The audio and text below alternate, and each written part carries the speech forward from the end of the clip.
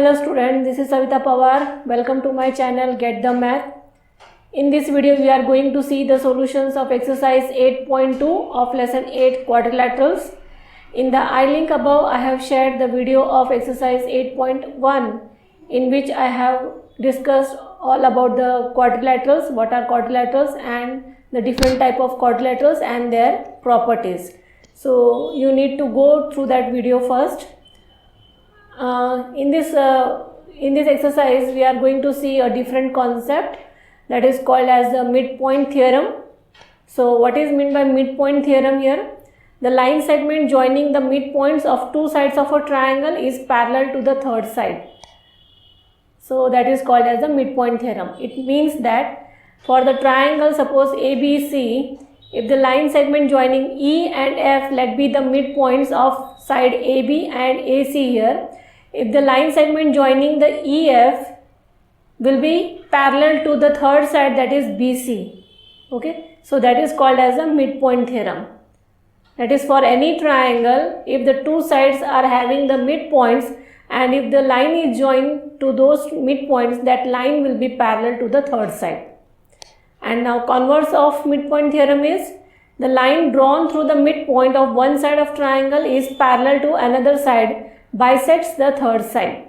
The converse is that if for any one side there is a midpoint, like suppose E is the midpoint, and from E if you draw a line parallel to the third side BC, okay, then that line will cut the second side, it will bisect the second side, this one, therefore F will also be the midpoint. So that is the converse of midpoint theorem.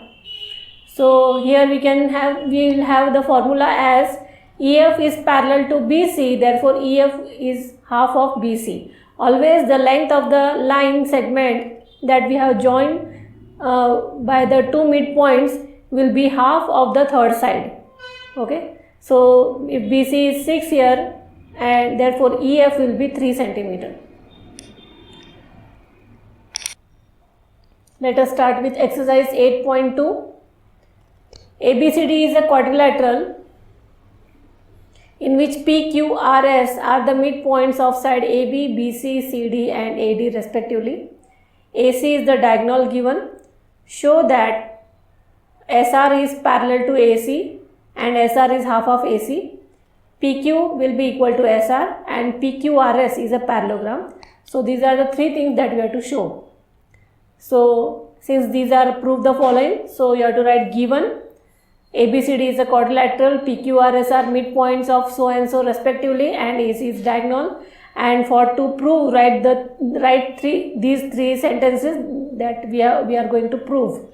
Now consider triangle ADC. So this triangle ADC here, ADC triangle, okay, here S and R are midpoints.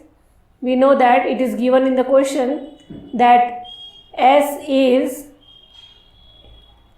midpoint of AD and R is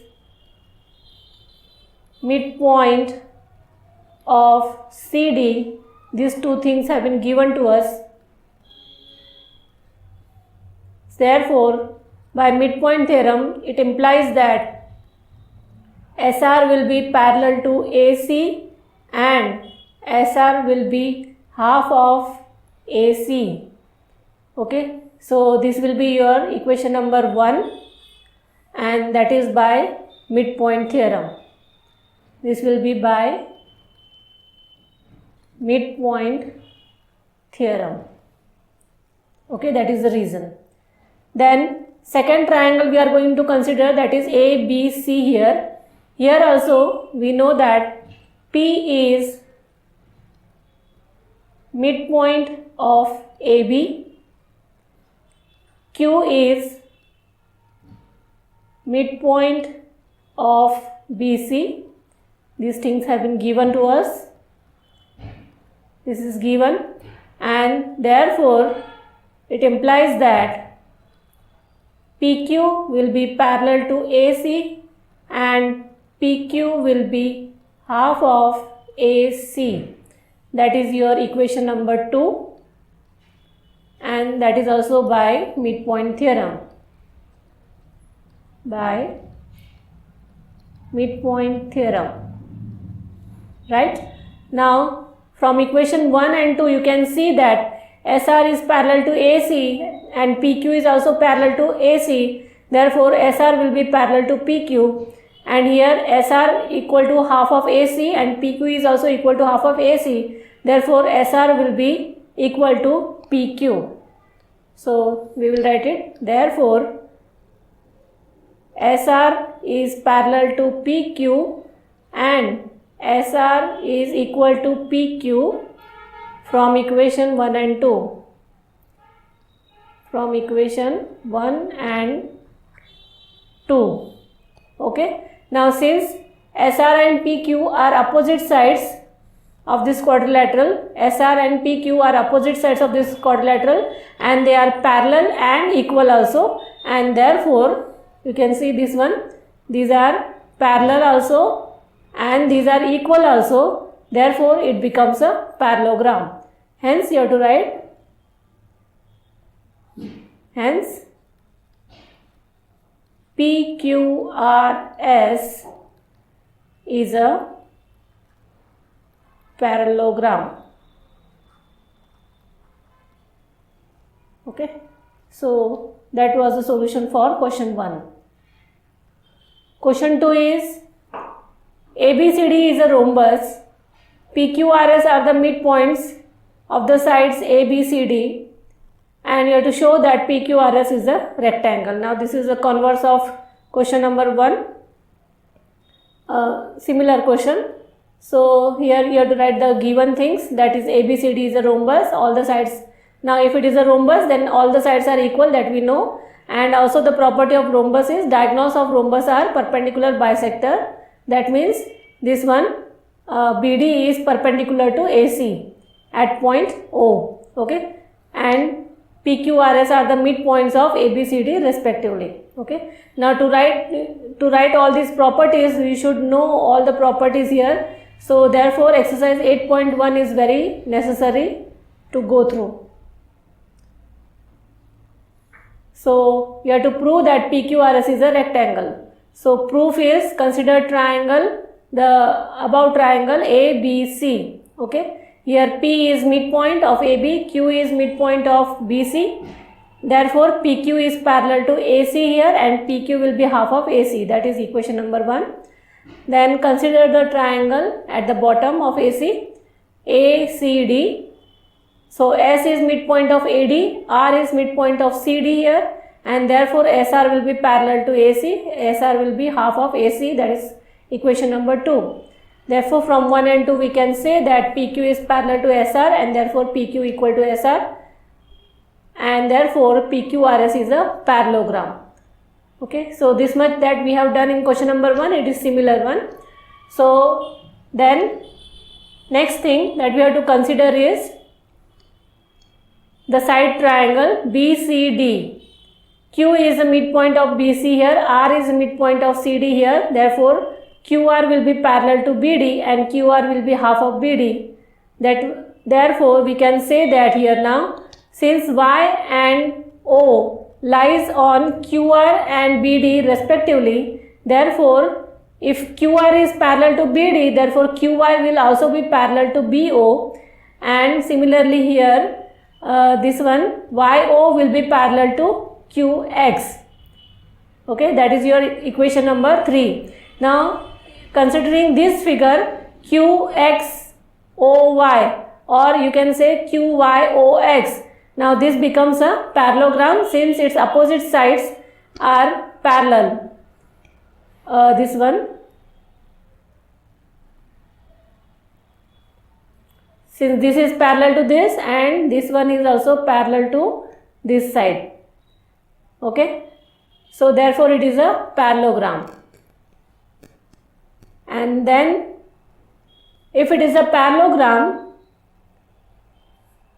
but this angle is 90 here, you can see here this angle is 90 since diagonals of a rhombus are perpendicular bisector, So this angle is 90 and this is a parallelogram. QXOY is a parallelogram. Therefore, the property of a parallelogram is opposite angles of parallelogram are equal. So this will also be 90.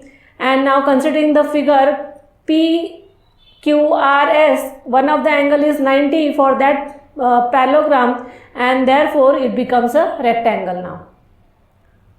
So here that only I have written that QYOX is a parallelogram, but XOY and XQY are opposite angles of parallelogram. These are opposite angles of parallelogram, and therefore they both are 90. Okay, and therefore a parallelogram whose one angle is right angle will be a rectangle. Therefore PQRS is a rectangle. Now to show it is a rectangle, we need to show first that it is a parallelogram and then one of the angle is 90 degree. Third question is ABCD is a rectangle here and PQRS are midpoints of AB, AD, CD and BC. Show that PQRS is a rhombus. Now this is the exact converse of question number 2 here. So write the given that it is a rectangle, so all the angles will be equal to 90 and the diagonals of a rectangle are equal. This property we know. And PQRS are midpoints of AB, BC, CD and DA respectively. You have to prove that PQRS is a rhombus. Now consider this triangle ABC here. In triangle ABC, P is midpoint of AB, Q is midpoint of BC, that is given. Therefore PQ is parallel to AC and PQ is half of AC, that is equation 1 by midpoint theorem.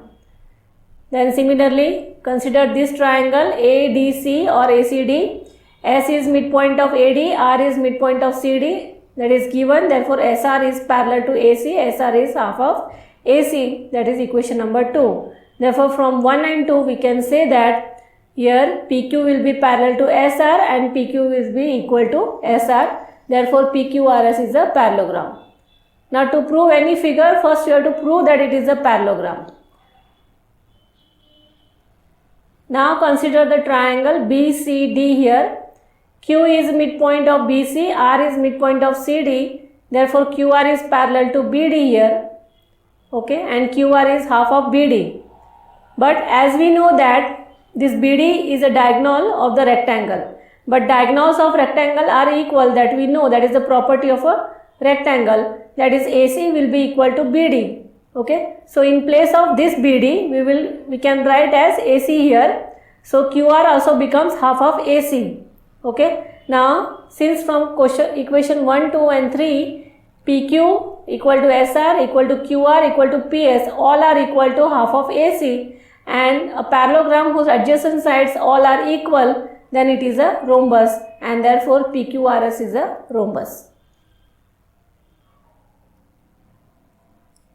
Question 4th is ABCD is a trapezium. Here AB is parallel to CD and BD a diagonal has been given. E is a midpoint, it is given of AD, and from E a parallel line has been drawn parallel to AB. A line has been drawn, okay, which cuts BC at point F, and we will consider this point as G. It is not given on BD. Show that F is also a midpoint of BC, that we have to show. So it is given, and to prove that ABCD is a trapezium, AB is parallel to CD, BD is a diagonal and E is midpoint. F is midpoint of BC, that we have to prove. So now consider triangle ADB, this triangle ADB, okay. Now here we are going to use the converse, that one point is given as midpoint and the line has been given as parallel to this, so this point will also be the midpoint, that you have to write. So in triangle ABD, E is midpoint of AD and it is given that EG is parallel to AB. These two things has been given, and therefore we can say that G is midpoint of BD The reason here is converse of, I will write in short now, midpoint theorem, MP theorem, that is midpoint theorem. So that is converse of midpoint theorem. Consider the next triangle BCD here. Now we have proved that G is the midpoint here. Okay, so G is midpoint, therefore DG will be equal to GB. Therefore we will consider this now. Right, G is midpoint of BD and FG is parallel to DC. This is also given. So therefore we can say that F is midpoint of BC. The reason here also, converse of midpoint theorem. That is the reason. Okay. So that was question number 4. Question 5 here is, in parallelogram ABCD, AB, E and F are the midpoints of side AB and CD respectively. You have to show that the line segments AF, this one, and EC in trisect, not intersect, but trisect the diagonal BD. That is, it makes the 3 equal parts, that is DP is equal to PQ is equal to BQ. All are equal, 3 parts. These line segments are making 3 parts of BD, that you have to prove. So right here it is given that ABCD is a parallelogram, E and F are midpoints of AB and CD respectively. You have to prove that AF and EC trisect the diagonal BD here. So consider parallelogram, the whole parallelogram ABCD first. So for parallelogram we know opposite sides are parallel and equal, that is AB is parallel to CD and AB is equal to CD. Now we will write here half of AB is equal to half of CD. We will multiply half on both the sides here. Okay, half of AB here is AE and half of CD is here CF. So AE is equal to CF since E and F are the midpoints. Now consider this quadrilateral AECF. Here AE is equal to CF, just now we have proved. AE is parallel to CF. Okay, these are opposite sides of parallelogram and therefore it is a parallelogram. First here we have written that it is a quadrilateral, then we have proved here that it is a parallelogram. Then consider the next triangle DCQ here. Here F is given as the midpoint of DC and FP is parallel to CQ. Okay, DCQ, you can see from the figure, this one, this is DCQ, this much figure we have to consider. Here F is given midpoint and this is parallel to this line. Got it? So therefore from converse of midpoint theorem we can say that P is also the midpoint of DQ and therefore DP is equal to PQ. That is equation number 1. Now again consider the next triangle here. This is APB. We have to consider APB or ABP. Here E is midpoint, it is given, and this line is parallel to this line, and therefore converse of midpoint theorem we can say that QE is also midpoint of PB. Okay, E is the midpoint and EQ is parallel to AP, therefore Q is also midpoint of PB, that is converse of midpoint theorem, and therefore PQ is equal to BQ, that is equation number 2. Now from equation 1 you can see that DP is equal to PQ, and in 2 you can see that DP is equal to PQ is equal to QB. So we can write all are equal and therefore the line segment AF and EC trisects BD. That is the solution for your question number 5. Question number 6 here. Show that the line segments joining the midpoints of opposite sides of a quadrilateral bisect each other. That is this yellow line we have shown here. So we have to prove that they bisect each other. Okay. So consider the quadrilateral, this one ADC here first, this one. So in triangle ACD, here it is S is midpoint, S is midpoint of AD and R is also midpoint of CD. These both have been given to you, and therefore it implies that SR will be parallel to AC and SR will be half of AC. The reason is by midpoint theorem. Then consider the next triangle ABC here. Here also P is midpoint of AB, Q is midpoint of BC.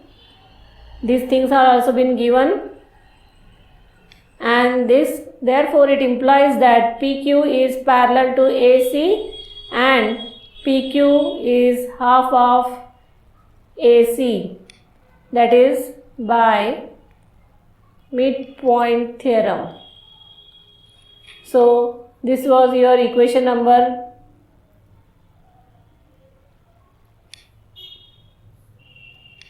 This was your equation number 1 and this was your equation number 2 here, right?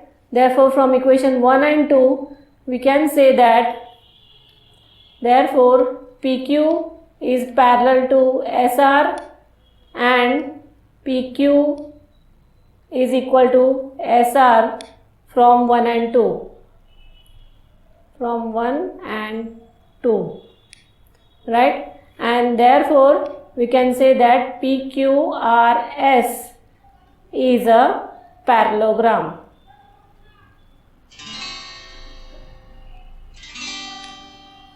Okay. Now you know the property of a parallelogram, that diagonals of parallelogram bisect each other, and here SQ. Now we have proved that PQRS is a parallelogram. Therefore, PR and SQ are the diagonals of parallelogram, and therefore they bisect each other. That is our solution. Therefore, SQ and PR bisects each other. The reason here is that they are diagonals of parallelogram.